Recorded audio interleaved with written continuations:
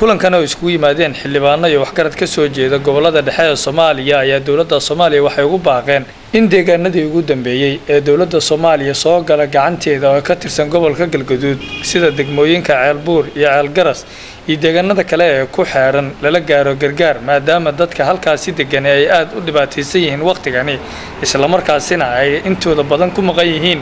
magaalooyinka duurkooda maadaama magaalooyinka ay wali ka jiraan dagaalo ay iskaga soo horjeedaan ciidamada AMISOM iyo dawladda iyo xarakada Al-Shabaab oo dhinaca xildhibaanadan iyo waxgaradkani ayaa waxa ay sheegeen in dawladda Soomaaliya laga sugayo doorkii ay ku lahayd si dadkaasi loo gaarsiin karo kaalmo ku aadan qaybtii ay dawladda Soomaaliya ku lahayd deegaanada la xoreeyo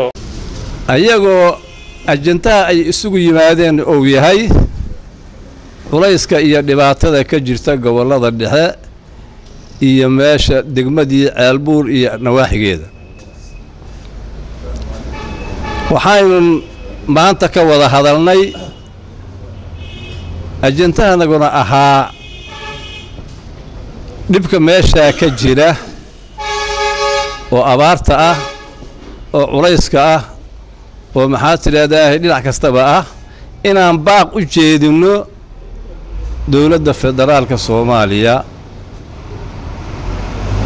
ganacsatada Maxamuud Hiraab dibadda iyo gudaha intaba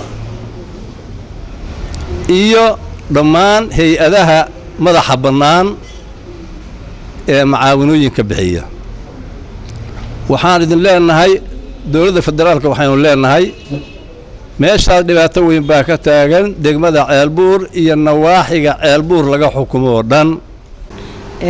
waxaan ka hadlaynaa maanta ajendahan ka hadlaynaa waxa waaye dhibaatooyinka ka dhaca gobolada dhexe gaar ahaan Ceelbuur iyo dhulalka u dhow Ceelgaras iyo dhulkaas dagaalada ku socda waxaa jira baahiyo badan oo ka jira dalka Soomaaliya iyo colaado fara badan oo hareeyay dadka Soomaaliyeed meeshaas degan waxaan dawladda sharafta leh ka codsanaynaa in ay dadkaas masaakiinta ah oo barakacay oo dhulkoodii iyo guryahoodii iyo ceelashooda laga waday hawdka ku jira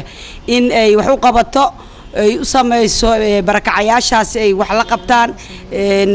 ma haystaan biyo iyo magaciisa iyo raashin iyo xildhibaan Bootaan Ciise Caalim oo kamid ahaa xildhibaanadii kulanka ka qayb qaadanayay ayaa waxa uu dawladda Soomaaliya ugu baaqay in ciidamada ku sugan deegaanada Ceelgaras iyo Ceelbuur iyo deegaanada kale ee ku xayndaaban laga doonayo in lagula xisaabtamo gabadfal uu sheegay inay ka geysteen deegaanadaasi ka xildhibaan ahaana waxa uu sheegay inuu jiro xildhibaanada ka soo jeeda deegaanadaasi ajendayaal ka dhana ciidamadaasi dhibaatada ku haya dadka ku sugan deegaanadaasi si loogula xisaabtamo siyaasiyan wixii meesha ka dhacay oo ay ka mid yihiin wax badan oo na raalli ka ahayn dad sabab la'aan loo dilay oo aan kala xisaabtami doono ciidamada AMISOM dadkaas oo ahay degmada Ceelgaras kuwa biyo dameero ku dhaansanayay oo dadka qaxay u soo arooray iyo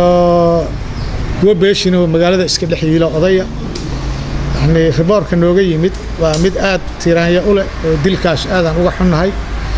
waana kala xisaabtamaynaa ciidanka meesha jooga iyo sababta kaliftay qof aan dagaalamayn